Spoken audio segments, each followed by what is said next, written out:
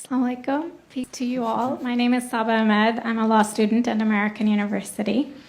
I am here to ask you a simple question. I know that we portray Islam and all Muslims as bad, but there's 1.8 billion Muslim followers of Islam. We have 8 million plus Muslim Americans in this country, and I don't see them represented here. But my question is, how can we fight an ideological war with weapons? How can we ever end this war? The jihadist ideology that you talk about, it's an ideology. How can you ever win this thing if you don't address it ideologically? Great question. I am so glad you're here, and I am so glad you brought that up because it gives us an opportunity to answer. What I find so amazing is since the beginning of this panel, which we are here about Benghazi attack against our people, not one person mentioned Muslims. We are here against Islam, or we're launching war against Muslims. We are here to discuss how 4 Americans died and what our government is doing. We were not here to bash Muslims. You were the one who brought up the issue about most Muslims, not us. And since you brought it up, allow me to elaborate with my answer.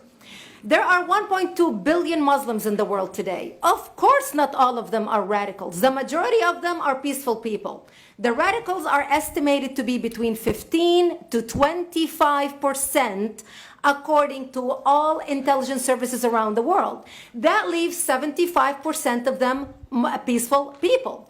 But when you look at 15 to 25% of the world Muslim population, you're looking at 180 million to 300 million people dedicated to the destruction of Western civilization. That is as big of the United States. So why should we worry about the radicals, 15 to 25%? Because it is the radicals that kill. Because it is the radicals that behead and massacre. When you look throughout history, when you look at all the lessons of history, most Germans were peaceful. Yet the Nazis drove the agenda. And as a result, 60 million people died.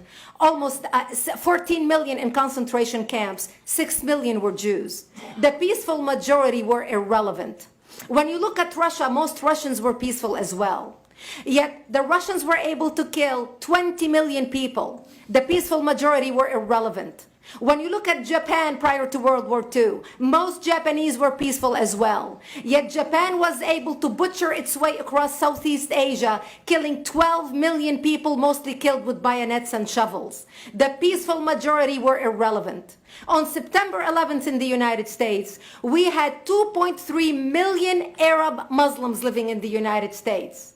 It took 19 hijackers, 19 radicals to bring America down to its knees, destroy the World Trade Center, attack the Pentagon, and kill almost 3,000 Americans that day. The peaceful majority were irrelevant. So for all our powers of reasons and us talking about moderate and peaceful Muslims, I'm glad you're here. But where are the others speaking out? And since you're the only Muslim representative in here, you took the limelight instead of speaking about why our government, and I assume, are you an American?